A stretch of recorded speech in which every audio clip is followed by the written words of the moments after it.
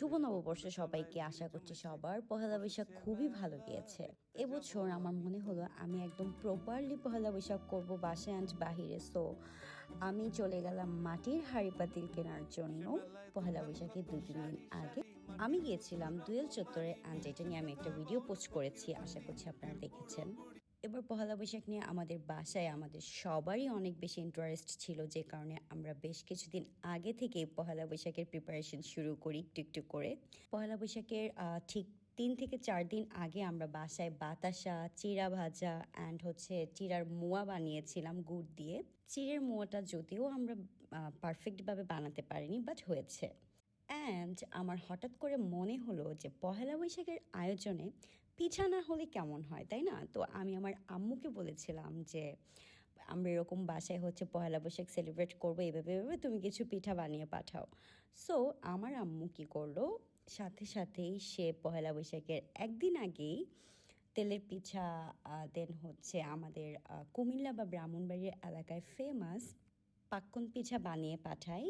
এর আগেও হয়তো আমি কোনো ভিডিওতে বলেছিলাম আমার আম্মু কিন্তু বেশ ভালো পিঠা বানায় অ্যান্ড অনেক তাড়াতাড়ি বানায়, অ্যান্ড সে পিঠা বানাতে অনেক বেশি এনজয় করে। পয়লা বৈশাখের আগের দিন সকালে আমার মনে হলো যে পয়লা বৈশাখের ডেকোরেশন একটু কলাপাতা অ্যাড করলে ভালো হয়। সো আমি আমার মেডিকেল থেকে এক আঙ্কেলকে দিয়ে কলাপাতা কাটিয়েছি। ডেকোরেশন করবোই যেহেতু, পারফেক্টলি করি, তাই না? অ্যান্ড আমি বাসায় যেয়ে দেখি আমার শাশুড়ি আগের দিনই বিকেল বা সন্ধ্যা থেকে সব কাজ গুছিয়ে রাখছে পরের দিনের জন্য, যেহেতু ভর্তা বানাবে। অ্যান্ড শুটকির যে ভাজা ভর্তাটা সেটাও বানিয়ে রেখে দেয়। সব কাজ গুছিয়ে রাখে আগের দিনই, যাতে করে পরের দিন সকালে খুব ইজিলি করা যায়। অ্যান্ড রাতে বানায় নারকেল পুরি। আমার শাশুড়িও কিন্তু খুবই এক্সাইটেড ছিল এই পহেলা বৈশাখ সেলিব্রেশন করার জন্য বাসায়। অ্যান্ড গেস হোয়াট, আমরা বাসাটা একটু সাজিয়েওছি রাতেবেলা সবাই মিলে। এখানে যা যা দেখছো ডেকোরেশন আইটেম সবই আমার হাজব্যান্ড অ্যান্ড শাশুড়ি কেটে কেটে করেছে, অ্যান্ড আমি সেটা আঠা দিয়ে লাগিয়েছি দেয়ালে। অ্যান্ড এটা পরের দিন সকালে সব আইটেম রেডি করা হয়েছে ভাজার জন্য, ইলিশ মাছ থেকে শুরু করে সব ধরনের ভাজা আইটেম। আর পহেলা বৈশাখ কি শাড়ি ছাড়া হয়? আমি পরেছিলাম শাড়ি। দেন তারপরে আমি সব খাবারের আইটেমগুলো সার্ভ করে দিয়েছি সাজিয়ে, যেটা যেখানে থাকা দরকার সেটা সেখানে রেখেছি। অ্যান্ড এই যে বাতাসা, দেন মুরালি, এগুলি আমরা সব বাহির থেকে কিনে এনেছিলাম। এইটুকুই বাহির থেকে কেনা, আর সবই কিন্তু বাসায় বানানো। আমরা বানিয়েছিলাম 4 ধরনের ভর্তা: কালো জিরা, শুটকি, আলুর ভর্তা অ্যান্ড ইলিশ মাছের লেজের ভর্তা। আরেকটা ছিল, সেটা রসুনের ভর্তা। এখানে যত ধরনের খাবারের আইটেম দেখছো সবই কিন্তু মেক করেছে আমার শাশুড়ি।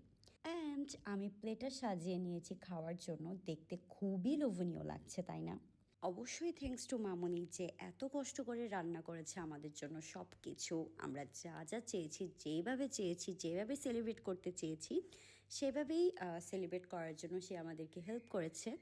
ওই দিন আমাদের বাসায় আমরা কিছু গেস্টও ইনভাইট করেছিলাম, আমার আম্মুও কিন্তু এসেছিলো। আমরা সবাই মিলে খুব এনজয় করে পয়লা বৈশাখটা সেলিব্রেট করেছিলাম। দুধের আইটেমের মধ্যে আমরা বানিয়েছিলাম সাবুদানার পায়েস। তাছাড়াও কিন্তু বাহির থেকে কেনা ছিল লাড্ডু, দই। আসলে মিষ্টি ছাড়া কি পহেলা বৈশাখ জমে? ও হ্যাঁ, মামুনির মেনুতে কিন্তু আম ডালও ছিল। অ্যান্ড দুপুরে সবার সাথে লাঞ্চ করে আমি আমার হাজব্যান্ড চলে যাই বাহিরে ঘোরার জন্য।